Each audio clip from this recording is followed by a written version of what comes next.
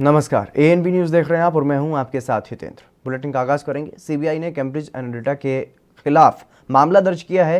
Cambridge Analytica पर आरोप है कि उसने 5.62 लाख भारतीयों का फेसबुक डेटा चोरी किया है और कैम्ब्रिज एनालिटिका ब्रिटेन की कंपनी है और राजनीतिक परामर्श देने का काम भी करती है। जांच एजेंसी ने इस मामले में देश से बाहर की एक अन्य कंपनी ग्लोबल साइंस रिसर्च के खिलाफ भी मामला दर्ज किया है। इस मामले को लेकर के केंद्रीय मंत्री रविशंकर प्रसाद ने यह कहा है कि फेसबुक कैम्ब्रिज डेटा चोरी मामले की जांच सीबीआई करेगी। और ये बता दें कि सीबीआई को जानकारी मिली कि ग्लोबल साइंस रिसर्च ने अवैध तरीके से भारतीय फेसबुक यूजर्स का डेटा जमा किया और इसे कैम्ब्रिज एनालिटिका को उनके साथ में साझा किया गया और फर्म पर यह आरोप है कि उसने इस डेटा का इस्तेमाल भारत में चुनावों को प्रभावित करने के लिए किया था।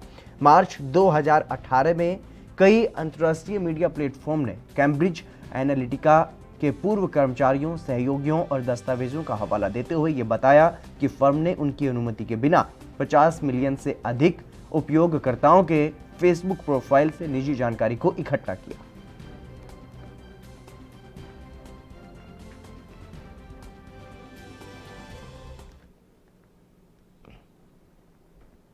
प्रधानमंत्री नरेंद्र मोदी की तरफ से कोरोना का रामबाण कहे जाने वाले कोरोना वैक्सीन पर उस समय सवालिया निशान खड़ा हो गया जब साइबर सिटी गुरुग्राम के कृष्ण कॉलोनी में रहने वाले एलएसपी सुपरवाइजर की कोरोना वैक्सीन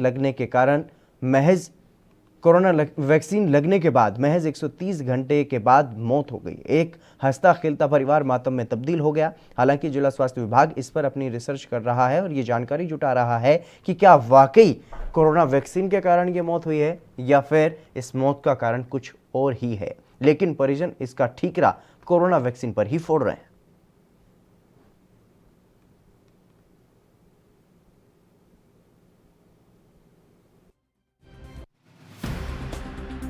वैक्सीन है जैसे कोविड की, इसकी उनको इंजेक्शन लगाया, उसके बाद ठीक थी।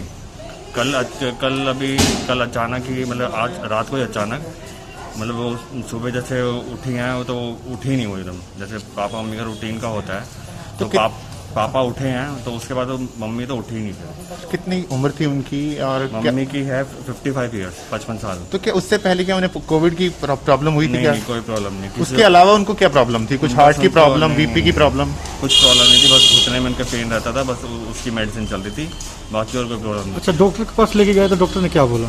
डॉक्टर ने बोल दिया था कि भाई जा चुकी हैं वो, उन्होंने सब कुछ टेस्ट कर देखा, सब कुछ उनको ईसीजी वगैरह, मतलब जो भी टेस्ट करते हैं वो सब कुछ करा पर नहीं। अच्छा, 56 वर्षीय एलएचवी जो हमारी पीएचसी भांगरोला में काम करती थी, उन्होंने 16 तारीख को वैक्सीन ली थी और आज सुबह उनके परिजनों ने उनको मृत पाया। सडन डेथ रिपोर्ट हुई है, मेदांता लेके गए जहाँ उनको ब्रॉड डेथ डिक्लेयर किया गया था और उनकी शिकायत के आधार पर हमने पोस्टमार्टम करवाया था। पोस्टमार्टम की रिपोर्ट जो अभी तक प्राप्त हुई है उसमें कोई डेफिनेटिव कॉज ऑफ डेथ नहीं मिला है। उनके विसराज और उनके बॉडी के पार्ट जो है कॉज ऑफ डेथ जानने के लिए वो जांच के लिए भेज दिए गए हैं और एईएफआई कमेटी की जो अभी इनिशियल असेसमेंट के हिसाब से डायरेक्ट कोविड का कोई रिलेशन या सिम्टम नहीं थे, क्योंकि परिजनों ने भी स्वयं बताया और कहा है कि पिछले 5 दिनों से या जब से वैक्सीन लगी उन्हें कोई भी ऐसा साइन या सिम्टम या किसी। वहीं बिहार में सोशल मीडिया यानी कि फेसबुक, ट्विटर, व्हाट्सएप और टेलीग्राम जैसी साइट्स पर सरकार के मंत्री, सांसद, विधायक या फिर सरकारी अफसर के खिलाफ आपत्तिजनक टिप्पणी करने पर कानूनी कार्रवाई की जाएगी। इस फैसले पर पक्ष विपक्ष की प्रतिक्रिया आप सुनिए। नमूना सरकार है।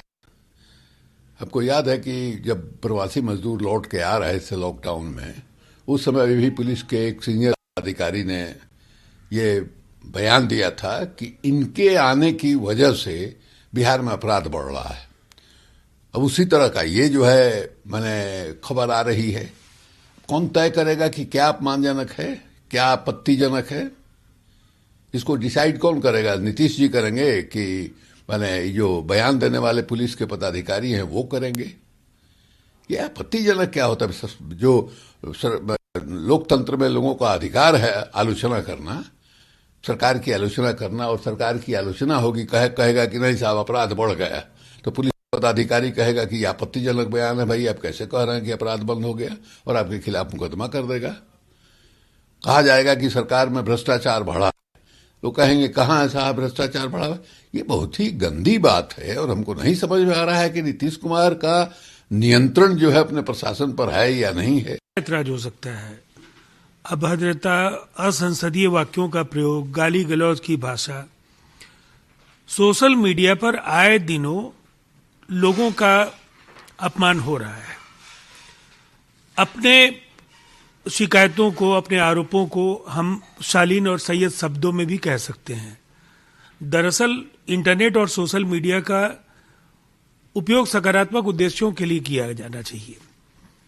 ज्ञानवर्धन के लिए, बहुत सारी सूचनाओं का आदान प्रदान, और दुनिया में कई ऐसे अवसर हैं जिन्हें प्राप्त आप कर सकते हैं। लेकिन आज जिस तरह से गाली गलौज की भाषा ने तमाम सकारात्मक उद्देश्यों पर स्थान जमा लिया है, उससे निसंदेह सोशल मीडिया की उपयोगिता पर सवाल खड़े होने लगे हैं। इसीलिए ये सही दिशा में। इसी मामले पर बिहार के आर्थिक अपराध इकाई के एडीजी नैयर हसनैन खान ने गुरुवार को इस बाबत सभी विभागों के प्रधान सचिव और सचिवों को पत्र लिखा है। सुनिए क्या कुछ कहना है उनका।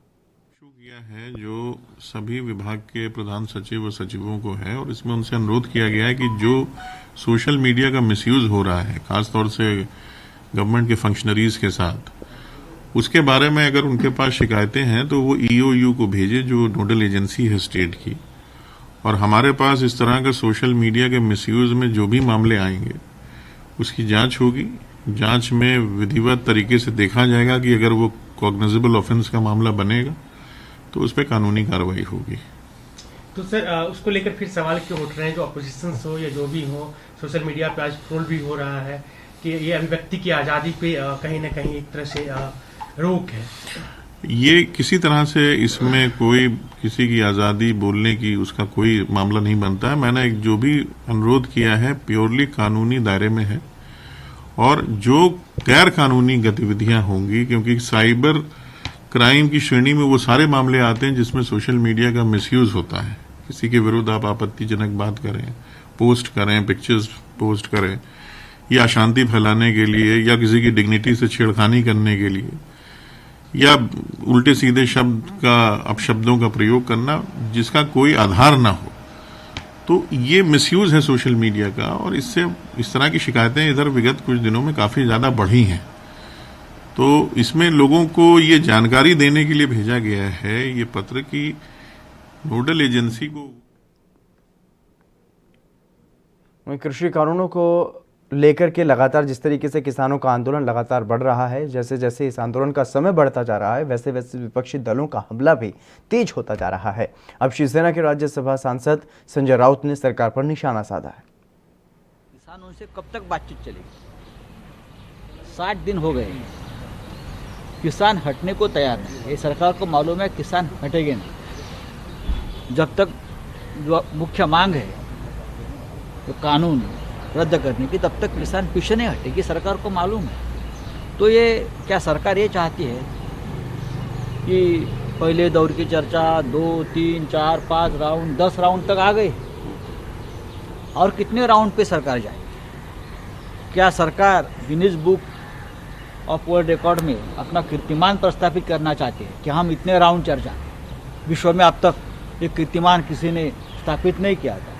क्या लिम्का बुक में सरकार जाना चाहती है कि हमने 50 राउंड तक चर्चा? तो कोई छोड़ देना चाहिए, ये हटवा दे। मैं ये नहीं कहूँगा कि आप पीछे हटो सरकार की तरफ से, लेकिन किसानों की बात सुनो, किसानों को मनाइए, और आप कानून रद्द करने की जो बात किसान ने मांग रखी है। प्रयागराज में आरएसएस के खंड कार्यवाह दिनेश मौर्य को बदमाशों ने गोली मार दी और मऊ आयमा के मरखामऊ गांव निवासी दिनेश रोडवेज के संविदा कर्मी और पत्रकार के भाई हैं। सुबह 6 बजे बस से उतर करके घर जाते समय मऊ आयमा थाने के निकट छपाही बाग के समीप उनको बाइक सवार 2 बदमाशों ने वारदात को अंजाम दिया, गोली मारी। गोली सर में लगने की वजह से वो गंभीर रूप से घायल हो गए और सड़क पर गिर पड़े। गोली की आवाज़ सुनकर आसपास के लोग पहुंचे और सूचना पुलिस को दी गई। पुलिस दिनेश को CHC ले गई। वहां पर हालत नाजुक देख करके शहर के SRN हॉस्पिटल में उन्हें रेफर कर दिया गया और दिनेश मौर्य को गोली किन कारणों से मारी गई है ये अभी तक स्पष्ट नहीं हो सका है। फिलहाल गांव में एक पुराने मंदिर को लेकर के कुछ लोगों से विवाद बताया जा रहा है और साथ ही मऊ आइमा में अयोध्या में जो राम मंदिर का निर्माण होना है उसके लिए राष्ट्रीय कार्यालय खोलकर चंदा एकत्र करने में सक्रिय भूमिका निभाने पर कुछ लोगों के द्वारा खुन्नस की बात भी सामने आ रही है।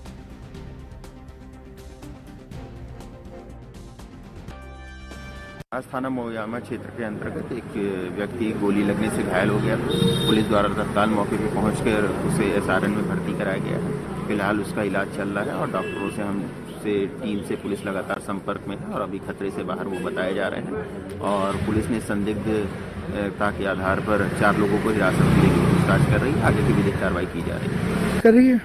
पुलिस सारे एंगल्स की जांच। आंध्र प्रदेश के अमरावती से विधान परिषद की एक खाली सीट पर चुनाव के लिए पोथुला सुनीता ने युवजन श्रमिक रायथू कांग्रेस पार्टी के उम्मीदवार के रूप में अपना नामांकन दाखिल करवाया है और पार्टी के एक बयान के अनुसार उन्होंने चुनाव रिटर्निंग अधिकारी PV सुब्बा रेड्डी को दस्तावेज सौंपकर नामांकन दाखिल किया है। बता दें कि आपको कि पोथुला सुनीता तेलुगु देशम पार्टी यानी TDP की MLC थी। हालांकि उन्होंने TDP से इस्तीफा दे दिया और YSRCP में वो शामिल हो गई।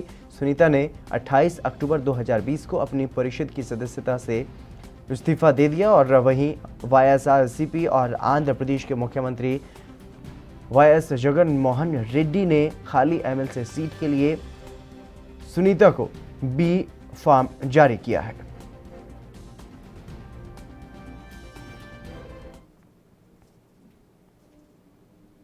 रेलवे ने एक बार फिर से पंजाब में जाने वाली कई ट्रेनों को रद्द कर दिया है। रेलवे के मुताबिक ट्रेनों को किसान आंदोलन के कारण रद्द करना पड़ रहा है।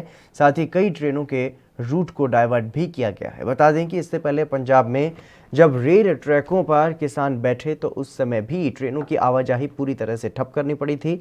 हालांकि बाद में किसानों के ट्रैकों से उठने के बाद रेल यातायात फिर से शुरू कर दिया गया था, लेकिन अब एक बार फिर से रेलवे ने ट्रेनों को रद्द करने का कदम उठाया है, जबकि अब ट्रैक पूरी तरह से खाली हैं।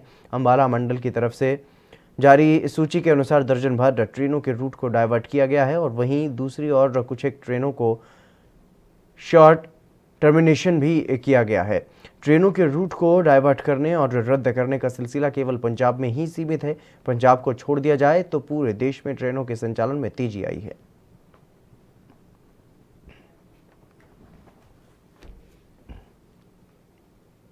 दिल्ली में गणतंत्र दिवस के मौके पर इस बार पंजाब की झांकी शाश्वत मानवीय नैतिक मूल्यों और धार्मिक स्वतंत्रता को बरकरार रखने के लिए अपना महान जीवन कुर्बान करने वाले 9वें पातशाह श्री गुरु तेग बहादुर जी के सर्वोच्च बलिदान को दिखाया जाएगा। और फुल ड्रेस रिहर्सल से पहले मीडिया से बात करते हुए पंजाब सरकार के प्रवक्ता ने यह बताया कि श्री गुरु तेग बहादुर जी ने अमृतसर में 1 अप्रैल 1621 को जन्म लिया और मुगलों के विरुद्ध लड़ाई के दौरान बहादुरी दिखाने पर 9वें पातशाह को उनके पिता और छठे पातशाह श्री गुरु हरगोबिंद साहिब जी ने तेग बहादुर का नाम दिया। हिंदू दी चादर के तौर पर जाने जाते महान दार्शनिक, आध्यात्मिक रहनुमा और कवि श्री गुरु तेग बहादुर जी ने 57 श्लोकों समेत 15 रागों में गुरबानी रची, जिसको 10वें पिता श्री गुरु गोबिंद सिंह जी ने श्री गुरु ग्रंथ साहिब जी में शामिल किया।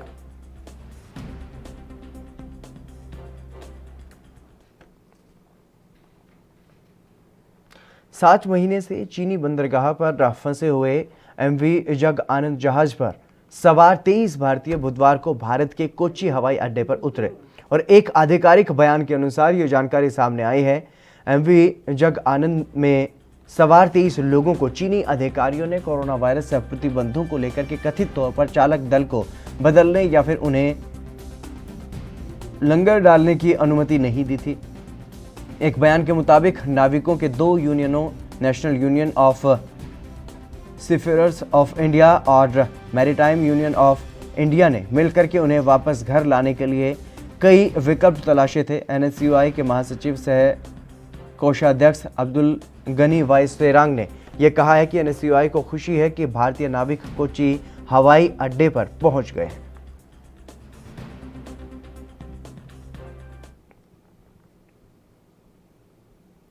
भारत पाकिस्तान की सीमा के पास राफेल विमानों की गरज सुनाई दी है और इस फाइटर जेट ने टारगेट पर डमी मिसाइलें भी गिराई।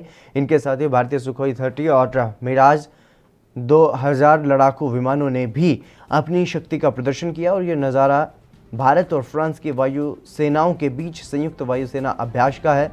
और इस दौरान chief of defence staff general Bipin Rawat भी लड़ाकू विमानों में उन्होंने भी उड़ान भरी। और राजस्थान के जोधपुर में इस समय 5 दिवसीय भारत और फ्रांस की वायुसेना का संयुक्त युद्धाभ्यास चल रहा है। इस युद्धाभ्यास का नाम एक्सरसाइज डेजर्ट नाइट 21 दिया गया है और इस युद्धाभ्यास में इसके दौरान भारतीय और फ्रांसीसी सैनिकों का हौसला बढ़ाने के लिए जनरल बिपिन रावत भी मौजूद रहे।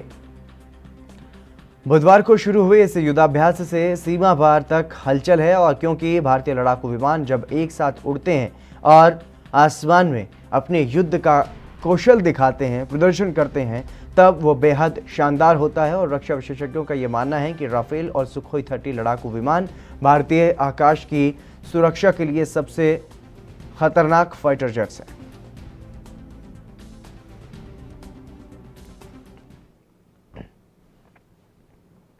मणिपुर में इम्फाल के एक मणिपुर राइफल्स मैदान में परेड आयोजित कर अपना 50वां राज्य दिवस मनाया। परेड में मुख्यमंत्री नोंगथोबम बीरेन सिंह, उप मुख्यमंत्री वाई जयकुमार, अन्य मंत्री, विधायक, मुख्य सचिव, DGP और अन्य नागरिक और पुलिस अधिकारी भी शामिल हुए। मुख्यमंत्री ने परेड का निरीक्षण किया और इस अवसर पर बोलते हुए मुख्यमंत्री सिंह ने ये कहा कि मणिपुर 20 जनवरी को नीति आयोग द्वारा जारी भारत इनोवेटिव इंडेक्स 2020 में पूर्वोत्तर और पहाड़ी राज्यों में शीर्ष 3 में तैनात किया गया था। उन्होंने ये भी देखा कि मणिपुर देश सबसे अच्छे राज्यों में से एक होगा और अगर हर कोई अपनी स्थिति की परवाह किए बिना ईमानदारी और पारदर्शिता के साथ काम करे और भ्रष्टाचार की बुराई के खिलाफ एक साथ खड़ा हो। वहीं प्रधानमंत्री नरेंद्र मोदी ने गुरुवार को एक ट्वीट में यह भी लिखा कि मणिपुर के लोगों को राज्य दिवस की बधाई। भारत को मणिपुर के राष्ट्रीय विकास में योगदान पर गर्व है। मैं चाहता हूं कि राज्य प्रगति की दिशा में अपनी यात्रा में सबसे अच्छा हो।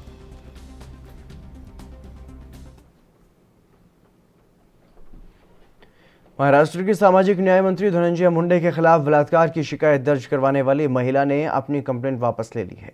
इस मामले में अब पीड़िता की मुश्किलें बढ़ती हुई नजर आ रही हैं। बता दें कि हाल ही में एनसीपी नेता और महाविकास अघाड़ी में मंत्री धनंजय मुंडे के ऊपर रेणु शर्मा नामक महिला ने यौन उत्पीड़न का आरोप लगाया था और हफ्ते भर की जद्दोजहद के बाद महिला ने अपना केस भी वापस ले लिया, जिसे लेकर बीजेपी के पूर्व विधायक कृष्णा हेगड़े ने एक वीडियो जारी किया है। उसमें उन्होंने ये कहा है कि 10 साल पहले भी मैं कुछ नहीं बोला और आज भी कुछ नहीं बोलना चाहूँगा, क्योंकि वो महिला है, सत्य की हमेशा जीत होती है। मुझे भी अभी पता चला कि रेणु शर्मा ने धनंजय मुंडे जी के खिलाफ जो तकरार की थी उन्होंने वापस ली है। धनंजय मुंडे जी को एक बहुत बड़ा रिलीफ मिला होगा। महाराष्ट्र की सभी पार्टी के जो टॉप पॉलिटिकल लीडरशिप है वो बहुत ही मैच्योर्ड लीडरशिप है, क्योंकि वो समझती थी कि ये पॉलिटिक्स का पहला। सरकार और किसानों के बीच विज्ञान भवन में 11वें दौर की बातचीत बेनतीजा रही है। इस बीच संयुक्त किसान मोर्चा की तरफ से किसान नेता डॉक्टर दर्शन पाल का बड़ा बयान सामने आया है। डॉक्टर दर्शन पाल ने यह कहा है कि मुझे फ़ोन पर अज्ञात नंबर से धमकी मिली, जिसके बारे में हमने सरकार को भी बताया, जिस पर सरकार ने अभी तक कोई कार्रवाई आगे नहीं बढ़ाई। को नोट करवाया गया। देखिए, कोई एंटी सोशल एलिमेंट होगा, गुंडा एलिमेंट होगा जो मुझे गाली दे रहा था। कोई सरकार का बंदा भी हो सकता है। इसी तरह जो पुलिस वाले ने किया वो हो सकता है पुलिस वाले की अपनी होगी। मैं नहीं कहता कि कोई आइसोलेटेड ऐसे इंसिडेंट वेल प्लान्ड होते हैं। इसको मैं कोई ऐसे इस तरह की प्लानिंग नहीं मानता हूँ कि कोई अंदर से कुछ ऐसा प्लान करके किया गया, लेकिन है गलत ये जब नोट करवाया गया तो उसका नोटिस लेके सरकार को एक्टिविटी करनी। तो आज भी यही बोलते रहे, हमने कहा कि ये प्रस्ताव हमको मंजूर नहीं है, हम रिपील चाहते हैं और एमएसपी का पूरा एक पैकेज चाहते हैं। तो क्या अब डेडलॉक की सिचुएशन बन गई है? डेडलॉक जैसी ही, डेडलॉक नहीं है, डेडलॉक जैसी ही सिचुएशन है, क्योंकि मंत्री जी ने लास्ट में बोला कि हाँ इन इश्यूज़ के ऊपर डिस्कशन करने के लिए वी आर ऑलवेज रेडी। जब भी आप इन इश्यूज़ के ऊपर डिस्कशन करने के लिए आना है, कल आ जाओ, कल भी बेशक ये नहीं होगा विज्ञान भवन, कोई और बिल्डिंग हो जाएगी, इसलिए वी आर रेडी।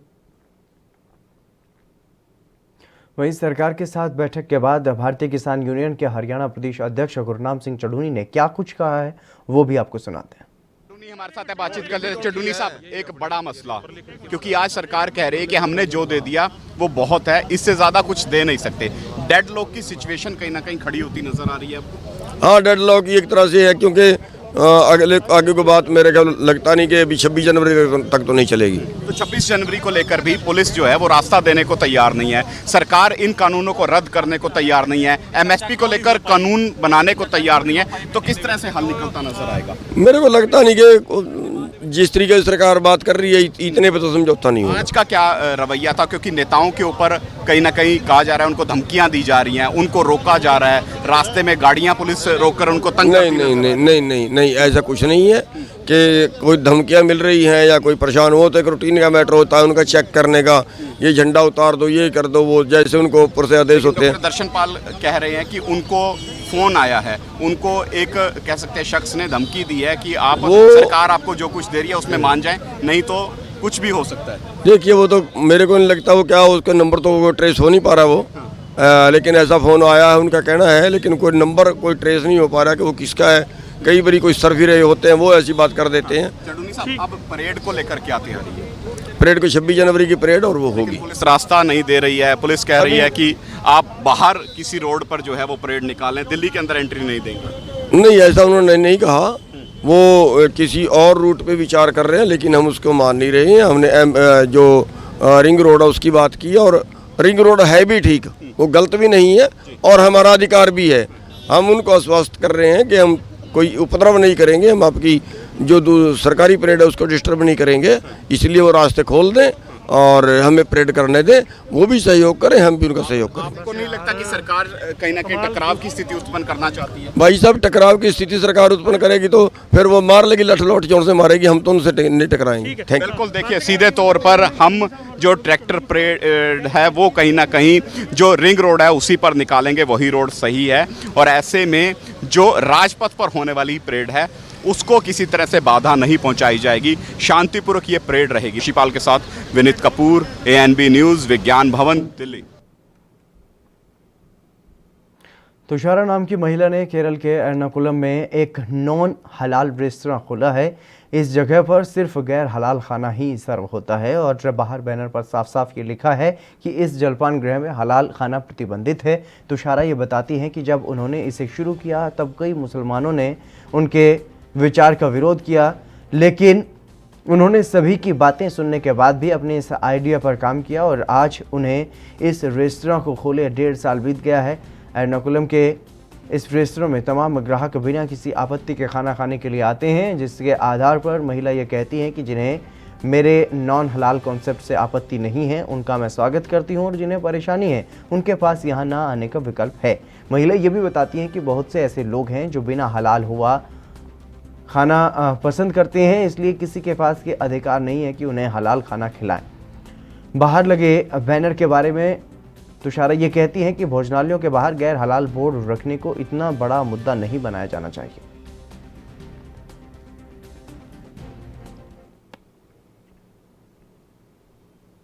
योगी सरकार उत्तर प्रदेश के स्थापना दिवस को बड़े धूमधाम से मनाने जा रही है। 24 जनवरी को इस बार उत्तर प्रदेश दिवस लखनऊ के साथ नोएडा में भी मनाया जाएगा। सांस्कृतिक प्रतियोगिता लोक नृत्य राय झांसी स्थित राष्ट्रीय संग्रहालय में 18 जनवरी को संपन्न हुई थी, जिसमें बुंदेलखंड के अनेक कलाकारों ने भाग लिया है और इन कलाकारों के द्वारा 24 से 26 जनवरी तक लखनऊ के अवध शिल्पग्राम में बुंदेलखंड के लोक नृत्य की प्रस्तुतियां दी जाएंगी।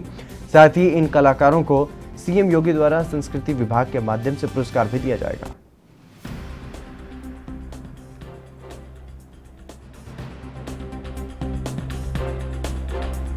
हमारे बुंदेलखंड के ख्याति प्राप्त विभिन्न कलाकारों ने प्रतिभा किया था, जिसमें बुंदेली सम्राट लोक कला संस्था के अंतर्गत मोहिनी एंड ग्रुप ने प्रतिभा किया और हम लोगों का इसमें प्रथम स्थान मिला है हमें। और आगामी दिवसों में 24 से 26 जनवरी को उत्तर प्रदेश स्थापना दिवस पर हमारे कार्यक्रम लखनऊ में आयोजित किए जाएंगे, जिसमें हमारे कलाकारों द्वारा प्रस्तुतियां दी जाएंगी। राजस्थान बीजेपी के प्रदेश अध्यक्ष सतीश पूनिया का बीजेपी के पदाधिकारियों द्वारा चित्तौड़गढ़ से गुजरते समय उदयपुर रोड पर जोरदार स्वागत किया गया और इस मौके पर विधायक चंद्रभान सिंह आक्या के साथ जिला अध्यक्ष समेत तमाम जनप्रतिनिधि भी मौजूद रहे। दरअसल पूनिया वल्लभनगर के विधायक गजेंद्र सिंह शक्तावत के निधन पर शोक व्यक्त करने के लिए जा रहे थे और मीडिया से बातचीत के दौरान पूनिया ने यह कहा कि कांग्रेस को पंचायत चुनाव में जो हार मिली है वो भाजपा के लिए एक इतिहास बना है। इतिहास की सबसे बड़ी जीत भाजपा को मिली। उन्होंने ये कहा कि नगर पालिका नगर परिषद में भी भाजपा के बोर्ड बने और साथ ही उन्होंने कहा कि सरकार ने लोगों को जो विश्वास दिलाया था उस पर खरा नहीं उतरी है। पूनिया ने यह भी कहा है कि न किसानों का कर्ज माफ हुआ और न ही बेरोजगारी भत्ता किसी को मिला है। उन्होंने ये कहा कि नगर पालिका चुनाव में भी भाजपा को जीत मिलेगी।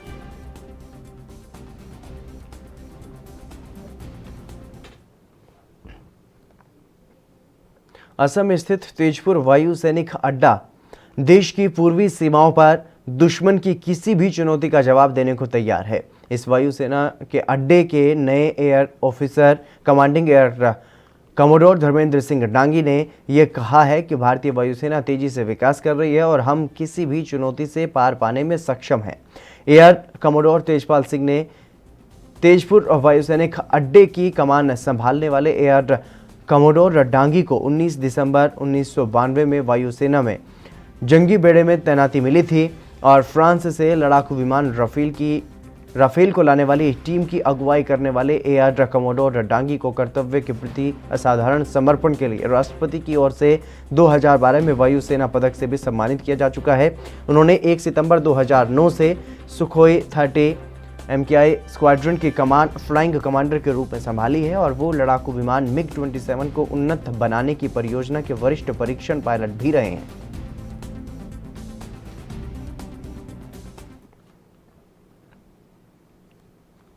जम्मू के नानक नगर में जम्मू कश्मीर बैंक के ATM गार्ड की हत्या की गुत्थी पुलिस ने 15 घंटों के भीतर सुलझा ली है।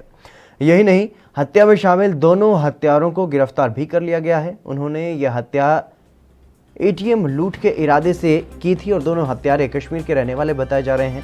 हत्या की गुत्थी सुलझाने में CCTV कैमरे की अहम भूमिका रही है। यह भी पता चला है कि हत्या और लूट की इस वारदात में शामिल दोनों युवक उसी क्षेत्र में किराए के एक मकान में रहते थे और पुलिस से मिली जानकारी के अनुसार गुरुवार रात को नानक नगर में स्थित जम्मू कश्मीर बैंक के ATM गार्ड राजू शर्मा की हत्या कर दी गई और हत्यारों ने राजू को मारकर सिक्योरिटी गार्ड रूम में ही रख दिया था। पुलिस ने यह भी बताया है कि यह हत्या ATM को लूटने के इरादे से की गई थी और इस वारदात को 2 युवकों ने अंजाम दिया था। पुलिस पूछताछ में दोनों हत्यारों ने अपना जुर्म कबूल कर लिया है।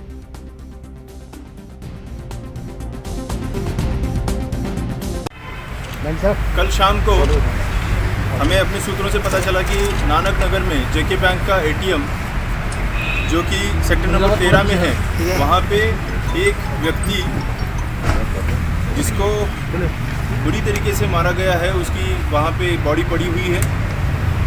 इस खबर के मिलने पे हमारे यहाँ से पुलिस स्टेशन गांधीनगर से कार्रवाई शुरू करते हुए हमारी टीम वहाँ पहुँचती है।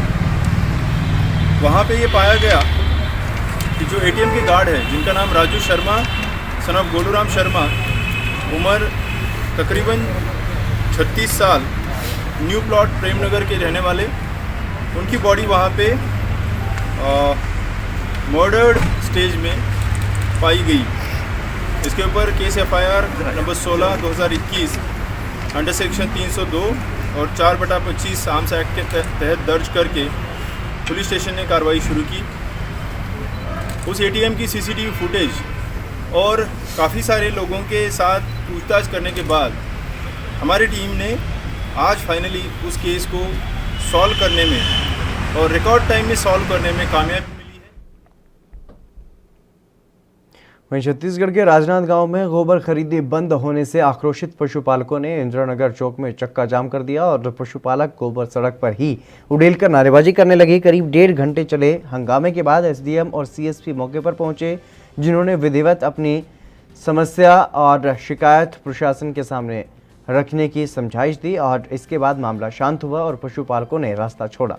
दरअसल हाल ही में नगर निगम ने शहर के 8 ऐसे सेंटर बनाए थे जहां पर गोबर की खरीदी को बंद करने का निर्णय लिया गया था और इसकी जगह में पशुपालकों को 4 प्रमुख गौठानों में ही गोबर बेचने की सुविधा दी गई।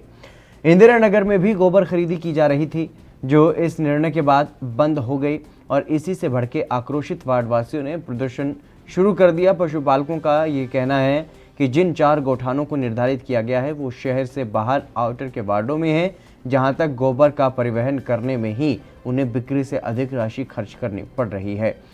इसके चलते उनकी परेशानी बढ़ गई है और पशुपालक पहले की तरह ही SLRS सेंटर में ही खरीदी की मांग कर रहे हैं।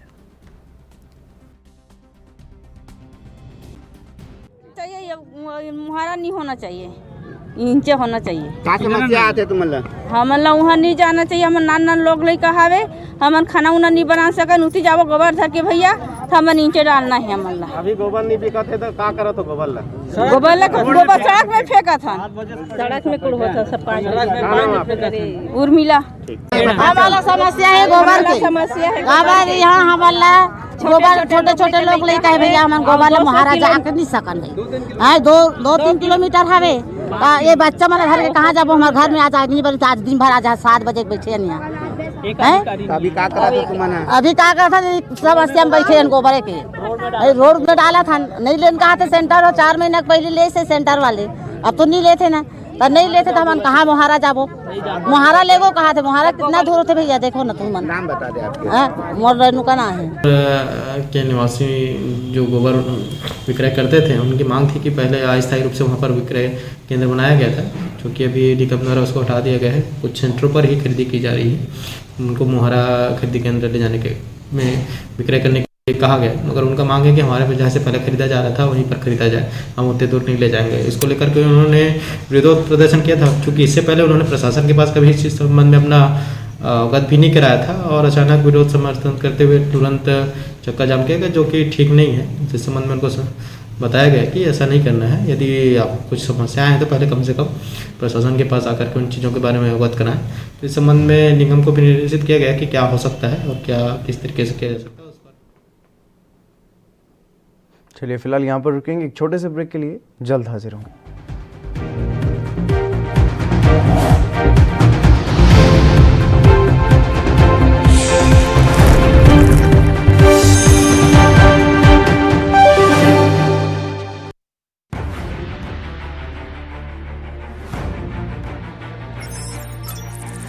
खबर चाहे सियासत की हो या सरकार की, खबर चाहे भ्रष्टाचार की हो या गुनहगार की, दिन भर में क्या रहा देश जगत का हाल, किस मुद्दे ने बनाई किसकी सरकार, रखते हैं हम सब पर नजर, पहुंचाते हैं हम हर खबर। हम हैं ANB न्यूज।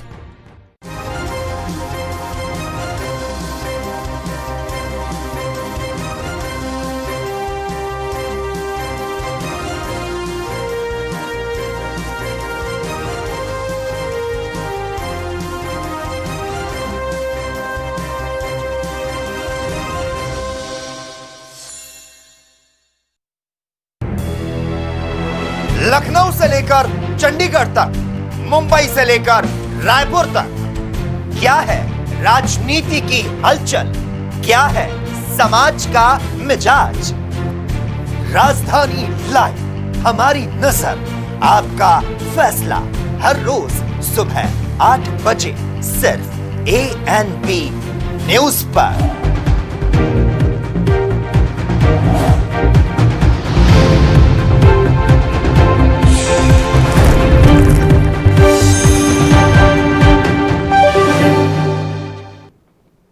ब्रेक के बाद एक बार फिर से आप सभी का स्वागत है। खबरों में आगे बढ़ेंगे। राजस्थान के दौसा जिले में विद्युत विभाग के कर्मचारियों और उपभोक्ता के बीच में झड़प होने पर उपभोक्ता की मौत हो गई।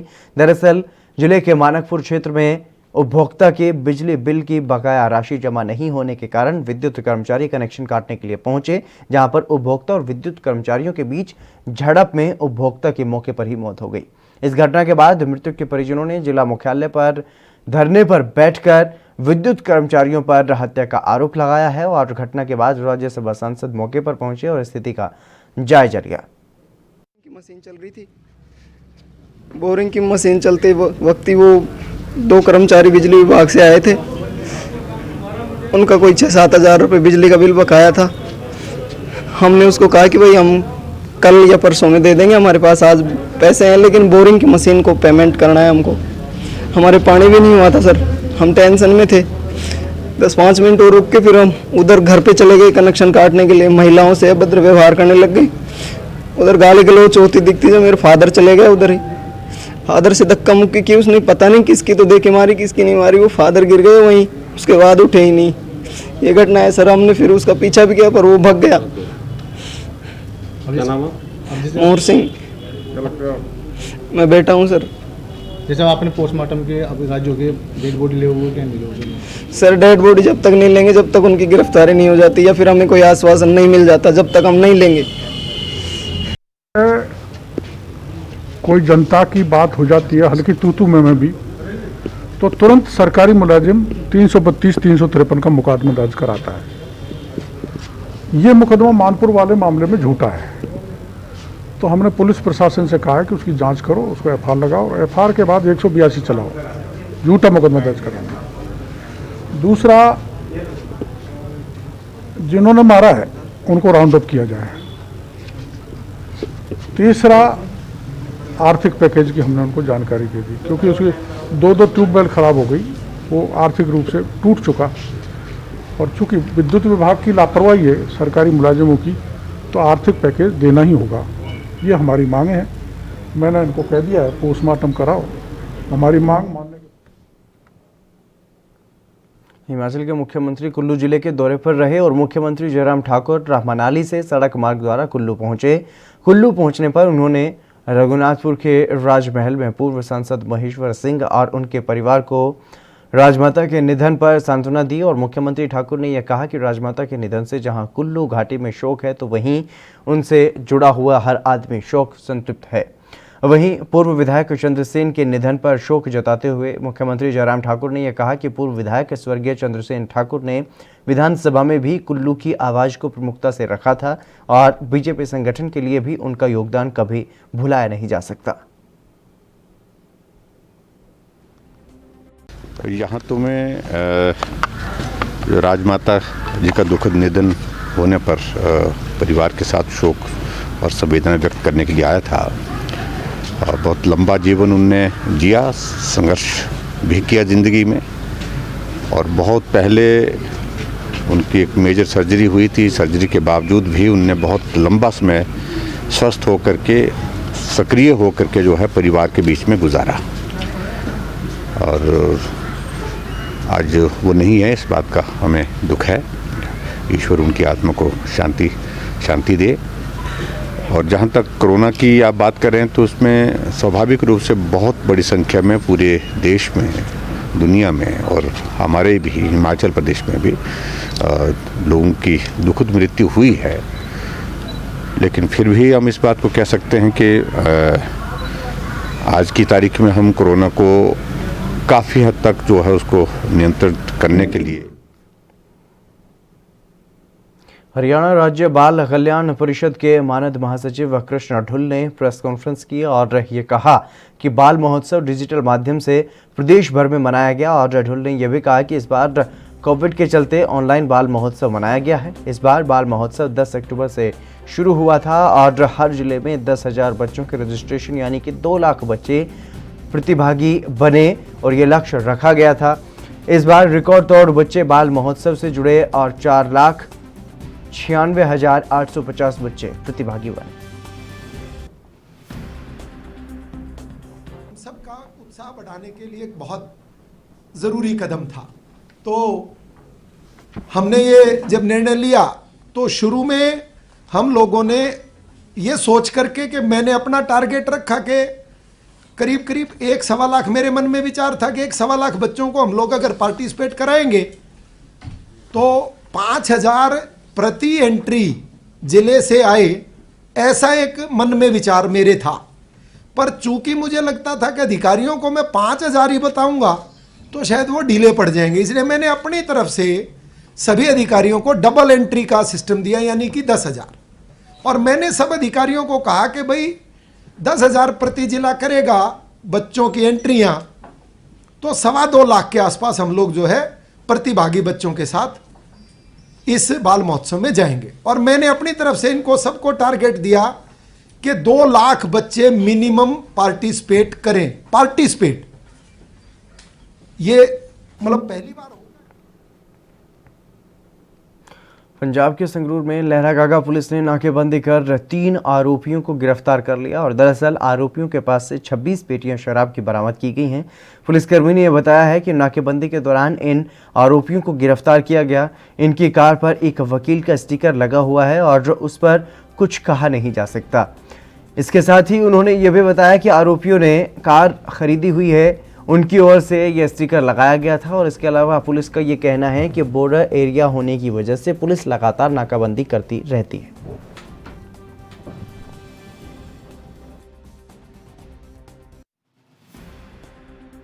ने अमित विनोद ते एक होर तीसरा ये कार दे विच 24 पेटियां शराब दियां ਸਮਗਲਿੰਗ ਕਰਨ ਵਾਸਤੇ ਲੈ ਕੇ ਆ ਰਹੇ ਸੀ, ਜਿਨ੍ਹਾਂ ਨੂੰ ਥਾਣਾ ਲਹਿਰਾ ਤੇ ਚੌਂਕੀ ਦੀ ਚੋਟੀਆਂ ਦੀ ਫੋਰਸ ਨੇ स्पेशल नाकाबंदी करके काबू किया है। देश में कोरोना के पिछले 24 घंटे में 14,545 नए मामले सामने आए और गुरुवार की तुलना में शुक्रवार को कोविड-19 के दैनिक मामलों में गिरावट दर्ज की गई। 14,545 दैनिक नए मामलों के साथ देश में कुल संक्रमित मामलों की संख्या 1,06,25,428 हो गई और वहीं 163 मरीजों ने इस वायरस के सामने अपना दम भी तोड़ा है। अब तक देश में कोरोना वायरस से 1,53,032 लोगों ने अपनी जान गंवाई है। इसके अलावा पिछले 24 घंटे में देश में 18,002 मरीज अस्पताल से ठीक होकर अपने घर भी पहुंचे। भारत में हर दिन संक्रमित मरीजों से ठीक होने वाले मरीजों की संख्या ज़्यादा है, इसलिए सक्रिय मामले रोजाना कम दर्ज हो रहे हैं। 18,002 मरीजों के ठीक होने के बाद देश में अब कुल ठीक हुए मरीजों की संख्या 1,02,83,708 हो गई।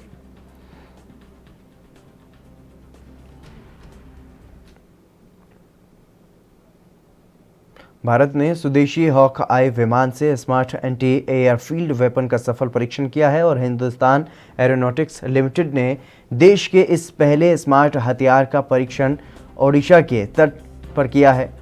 ये विमान 100 किलोमीटर दूर स्थित दुश्मन के radar, bunker, taxi truck, runway समेत किसी भी ठिकाने को तबाह कर सकता है। रक्षा अनुसंधान और विकास संगठन की ओर से विकसित इस 125 किलो वजनी हथियार का पहले जगुआर विमान से इस हथियार का सफल परीक्षण किया गया था और HAL के परीक्षण पायलटों retired wing commander P Awasthi और retired wing commander M Patel ने यह हॉक MKI 132 विमान से उड़ान भरी और इस हथियार का परीक्षण किया। वहीं HAL ने यह कहा कि परीक्षण में विमान ने सभी मिशन उद्देश्यों को पूरा किया और नौसेना और वायुसेना के लिए इस स्मार्ट हथियार को खरीदने के लिए सरकार बीते साल सितंबर में मंजूरी दे चुकी है।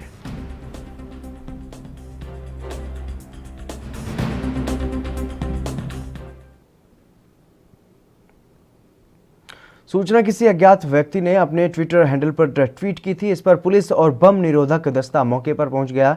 काफ़ी देर तक वहां पर छानबीन की गई लेकिन कोई भी संदिग्ध वस्तु नहीं मिली। बता दें कि शुक्रवार दोपहर को अज्ञात व्यक्ति ने अपने ट्विटर हैंडल से गोविंद नगर थाना क्षेत्र में स्थित सिनेमाघर रूपम टॉकीज में बम होने की सूचना दी थी और इस व्यक्ति ने इस सूचना को DGP यूपी पुलिस और स्थानीय पुलिस को भी टैग किया था। बम होने की सूचना मिलने के बाद मथुरा पुलिस हरकत में आई और पुलिस ने अफसर बम निरोधक दस्ते के साथ मौके पर वहां पर पहुंचे। पुलिस के जो अफसर थे और पूरे टॉकीज को खाली करवाया गया, तलाश ली गई और करीब 1.5 घंटे तक तलाशी में बीडीएस की टीम को कुछ भी नहीं मिला। इस दौरान इलाके में हड़कंप मचा रहा। सूचना झूठी निकलने पर लोगों ने राहत की सांस ली।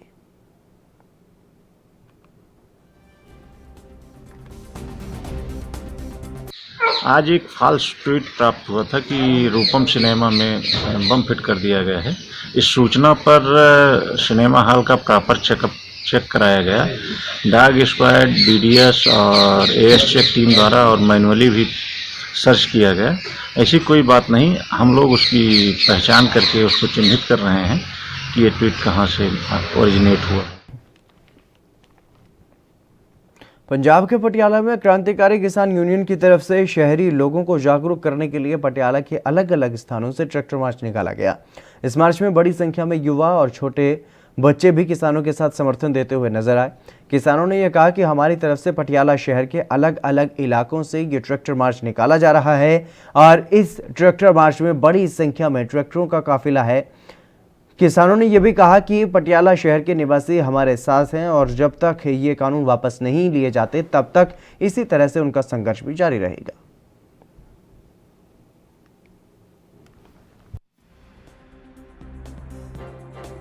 ਜਿਹੜਾ ਸਾਨੂੰ 26 ਤਰੀਕ ਦੀ ਪਰੇਡ ਦੇ ਵਿੱਚ ਟਰੈਕਟਰ ਪਰੇਡ ਕਰਨੀ ਆ, ਉਹਦੇ ਵਾਸਤੇ ਤਿਆਰੀ ਕਰ ਰਹੇ ਆ। ਆ ਸਾਡੇ ਪਟਿਆਲੇ 2 ਬਲਾਕ ਦੀ ਟੀਮ ਦਾ ਨਤੀਜਾ ਆ। ਉਹਦੇ ਵਿੱਚ ਸਾਡੇ ਸੀਨੀਅਰ ਅਮੀਤ ਪ੍ਰਧਾਨ ਸ਼ੇਰ ਸਿੰਘ ਸਿੱਧੂਵਾਲ, ਸਾਡਾ ਜ਼ਿਲ੍ਹਾ ਪ੍ਰਧਾਨ ਜੰਗ ਸਿੰਘ ਜੀ ਭਟੇੜੀ, ਜ਼ਿਲ੍ਹਾ ਜਨ ਸਕੱਤਰ ਗਰੀਮ ਸਿੰਘ ਦਿੱਤੂ, ਪੂਰੀ ਟੀਮ ਨੇ ਪੂਰਾ ਰਲ ਮਿਲ ਕੇ ਬਹੁਤ ਜ਼ਿਆਦਾ ਮਿਹਨਤ ਕਰੀ ਆ ਤੇ ਨਾਲ ਜਿਹੜੇ ਸ਼ਹਿਰੀ ਲੋਕ ਨੇ ਇਹਨਾਂ ਨੂੰ ਨਾਲ ਤੋਰਨ ਦਾ ਇੱਕ ਉਪਰਾਲਾ ਕਰਿਆ ਤੇ ਨਾਲ ਇਹਨਾਂ ਨੂੰ ਸਮਝਾਇਆ ਵੀ ਭਾਈ ਜਿਹੜੇ ਜੀਓ ਦੇ ਸਿਮ ਵਗੈਰਾ ਨੇ ਤੁਸੀਂ ਬੰਦ ਕਰੋ, ਜਿਹੜੇ ਦੁਕਾਨਦਾਰ ਰੱਖਦੇ ਨੇ ਬੰਦ करो ਜਾਂ कोई उत्तर भारत में मौसम एक बार फिर से बदला है। दिल्ली, यूपी, बिहार, झारखंड, पंजाब, हरियाणा में ठंड फिर से बढ़ गई है।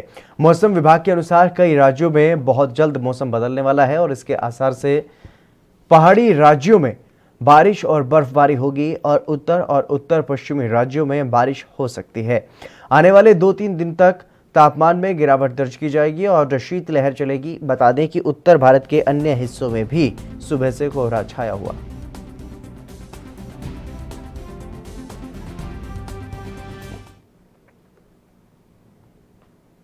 राजस्थान के जोधपुर मेडिकल विभाग में ठेका कर्मी सामूहिक हड़ताल पर उतर गए हैं।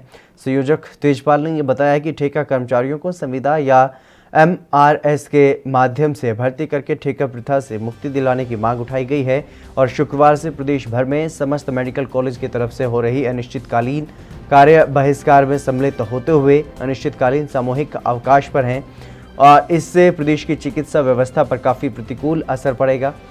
सालों से ठेका प्रथा से आहत हो रहे ठेके पर लगे कर्मचारियों ने बताया है कि ठेकेदार की तरफ से उनका शोषण किया जा रहा है और जिसके चलते उनके खाते में आने वाले वेतन का कुछ हिस्सा कमीशन के लिए ले लिया जाता है, जबकि मेहनत ठेका कर्मी करता है।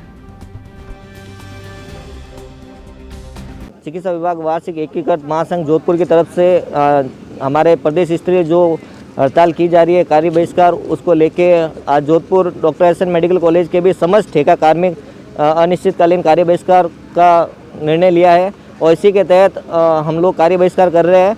परंतु हमारे जो मथुरा दास माथुर चिकित्सालय है, वहाँ की जो विंग है उसके अंदर हमारे कुछ ऑपरेटर को ज़बरदस्ती अंदर बैठा के बाहर से बंद कर दिया गया, जिसके लिए हमने सुप्रीडेंट साहब से भी बात की, वापस DCP ऑफिस में भी बात की कि हमने परमिशन ले रखी है। आज मैं इन संघर्ष संयोजक होते हुए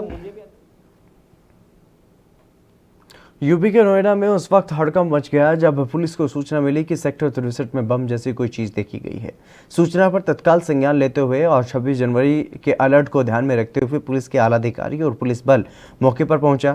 पुलिस ने वहां पर पहुंचकर सावधानी बरतते हुए सबसे पहले यातायात को डाइवर्ट करने के साथ ही सुरक्षा घेरा बनाया और मौके पर पहुंचे बम निरोधक दस्ते ने उस बम जैसी चीज़ का परीक्षण शुरू किया। परीक्षण करने के बाद पता चला उसमें कोई भी डेटोनेटर और विस्फोटक पदार्थ नहीं था। पुलिस का यह कहना है कि यह बम जैसी दिखने वाली चीज़ किसी शरारती तत्व की ओर से रखी गई थी और ये बम लगे इसलिए उसमें एक घड़ीनुमा वस्तु भी लगा दी गई थी। पुलिस ने उस वस्तु को वहां से हटा दिया और यातायात सामान्य करा दिया गया। अग्रिम कार्रवाई की जा रही है।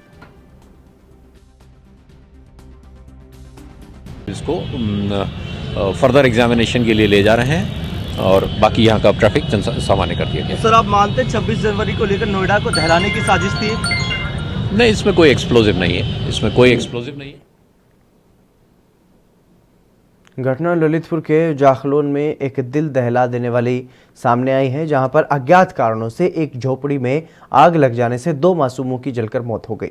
बता दें कि महिला के साथ उसके 4 बच्चे भी वहीं पर सो रहे थे। जैसे तैसे महिला ने 2 बच्चों को बचा लिया, लेकिन जब तक महिला अपने बाकी 2 बच्चों को बचाती तब तक दोनों मासूम पूरी तरह से आग की चपेट में आ चुके थे।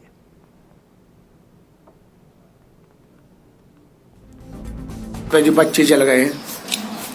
ये मामला ये है कि एक महिला सीमा पत्नी स्वर्गीय हरिशंकर सहरिया निवासी माता खेड़ा हरिराम फूल सिंह यादव अमऊ खेड़ा वालों के खेत पर रखवाली का कार्य कर रही थी और वो अपने 3 बच्चियों और एक बच्ची के साथ रात में 1 बजे खाना खाते सो गई और रात में अचानक अज्ञात कारणों से आग लग गई, जिस कारण मौके पर कल्लो उम्र 13 वर्ष और नखेल उम्र 2 वर्ष की मौके भी मौत हो गई, जलकर मौत हो गई। और मोनिका 6 वर्ष और मंजू 4 वर्ष और मां सीमा किसी तरह से अपनी जान बचाकर टपरिया से बाहर निकली।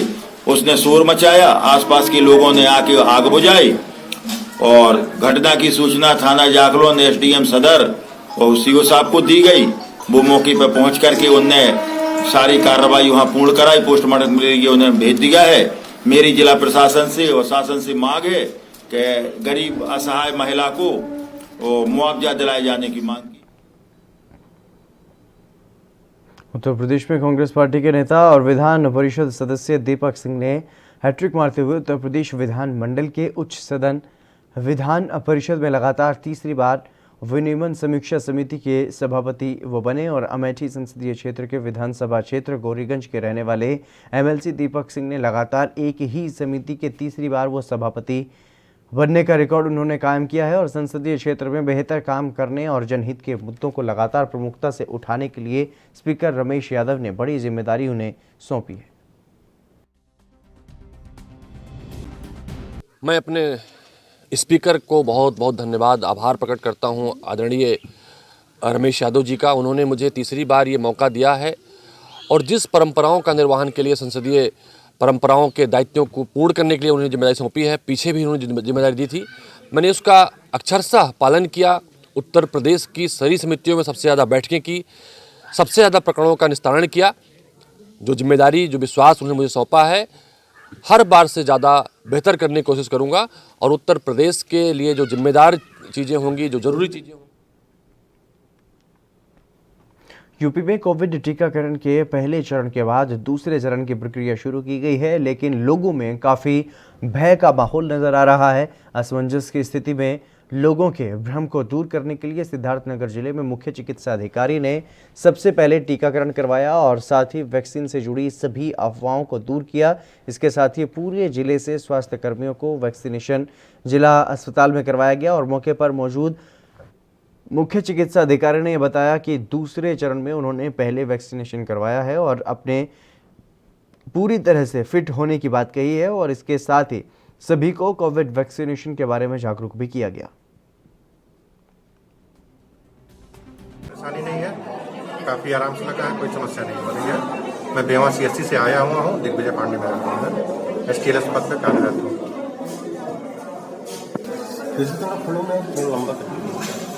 वैक्सीनेशन करवा के आप आ रहे हैं, क्या महसूस कर रहे हैं? काफ़ी कोई समस्या नहीं है, कोई परेशानी नहीं है, काफ़ी आराम है, कोई दिक्कत नहीं हुई है वैक्सीनेशन कराने में। वैक्सीनेशन लगाया है, अपना कराया है। सबसे पहला वैक्सीन मुझे ही लगा है और करीब आधे घंटे हो गए हैं और मुझे वैक्सीन लगने से कोई भी परेशानी नहीं है, पूरी तरह से फिट हूँ। और यहाँ पे कुल 2 सेशन लगाए गए हैं, 100 बेनिफिशियरी के लगभग 200 बेनिफिशियरी यहाँ पे। और जब मैंने अपना वैक्सीन इसीलिए पहले लगाया है कि जब मैं लगवा लूँगा तो इसका एक मैसेज बहुत अच्छा जाएगा और कि अगर जिले का सीएमओ वैक्सीन लगा रहा है तो वैक्सीन ठीक है और वास्तव में वैक्सीन ठीक भी है, कोई दिक्कत की बात नहीं है। तो मैं तो यहाँ के सभी पूरे सिद्धार्थनगर की जनता से अपील करूँगा कि वो सभी लोग निडर होकर के जब भी उनके मैसेज आता है, उनका नंबर आता है, तो आगे बढ़ के आएँ और वैक्सीन लगवाएं। पूरी तरह से वैक्सीन सुरक्षित है और लगवा करके। आंध्र प्रदेश में रहस्यमयी बीमारी के लक्षणों वाले लोगों की संख्या लगातार बढ़ती चली जा रही है। राज्य के पश्चिम गोदावरी जिले के भीमडोल मंडल के पुल्ला गांव में रहस्यमयी बीमारी की वजह से 20 लोग प्रभावित हुए हैं। चिंता की बात यह है कि इस अजीब बीमारी के शिकार लोगों की संख्या दिन प्रतिदिन बढ़ती जा रही है और हाल ही में 2 पीड़ितों को एलुरू सरकारी अस्पताल में भेजा गया था। गांव वालों का ये कहना है कि इस बीमारी से लोग बेहोश हो गए और इस बात की सूचना गांव वालों को दी गई। सूचना मिलते ही तुरंत गांव में मेडिकल एक्सपर्ट्स की टीम 5 टीमें जो हैं वो गठित कर दी गई हैं और अधिकारी घर घर जाकर के सर्वेक्षण कर रहे हैं।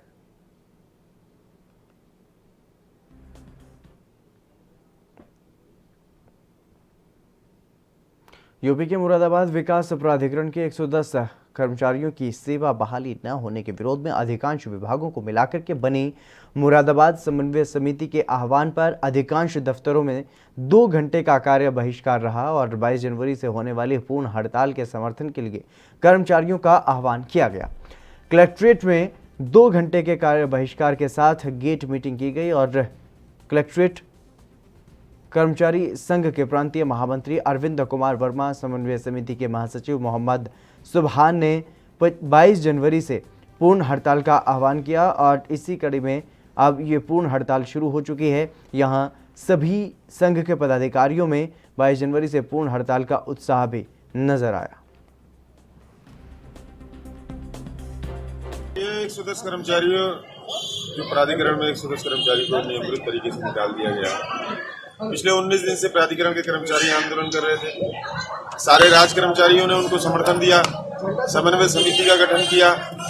माननीय आयुक्त महोदय, जिलाधिकारी महोदय, वीसी महोदय, सचिव महोदय सबको ज्ञापन दिया कि 18 तारीख से 21 तारीख तक जनपद के समस्त राज कर्मचारी, निगम कर्मचारी 2 घंटे कार्य बहिष्कार करेंगे। वो कार्यक्रम भी किया 18 तारीख से 21 तारीख तक। उसके बाद भी जब उन 110 कर्मचारियों की नियमित नौकरी से निकाले गए 110 कर्मचारियों की सेवाओं को बहाल नहीं किया गया, तो पूर्व में दिए गए नोटिस के अनुरूप आज 22 तारीख से इस जनपद के सारे राज कर्मचारी, सारे निगम कर्मचारी, शिक्षणेतर कर्मचारी, सफाई कर्मचारी के संगठन एक साथ सामूहिक रूप से हड़ताल पर। कितने विभागों को इससे आज इस मुरादाबाद जनपद के उत्तर प्रदेश के मुरादाबाद जिले के मुगलपुरा थाना क्षेत्र के वारसी नगर गली नंबर 2 में ड्रग विभाग के अधिकारियों को जानकारी मिली थी वारसी नगर में अवैध रूप से नशे की दवाई बिक रही है और जिस जानकारी पर ड्रग विभाग की तरफ से एक टीम गठित की गई और वारसी नगर में मेडिकल पर छापेमारी की गई, जिसमें लाखों रुपए की कीमत की नशीली दवाइयां बरामद की गई और जानकारी पर टीम को यह पता चला कि मेडिकल बगैर किसी लाइसेंस के अवैध रूप से चलाया जा रहा था। विभाग के अधिकारियों ने सभी दवाइयों को सील करके जब्त कर लिया और आगे की कार्रवाई ड्रग विभाग की तरफ से अब की जा रही है।